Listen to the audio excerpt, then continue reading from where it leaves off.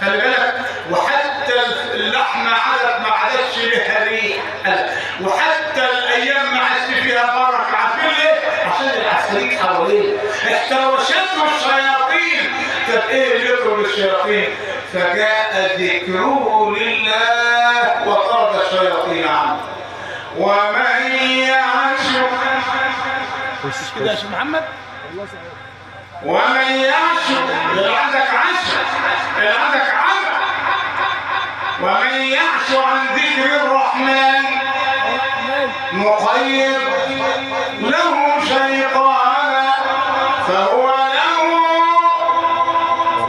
قريب. يا سلام، تدخل الجامع العفريت معاك، تبقى تقف بتصلي ورا الشيخ والشيخ بيقرأ فيه إنا أعطيناك الكوثر، وده بيفكر في المحشي والأكل.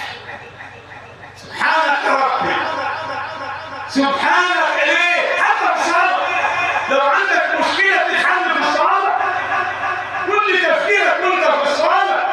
يعني هو مش سايبك كمان وأنت في الصلاة. ليه؟ عشان العشاء اللي عندك عشاء، يعني عنده عمى.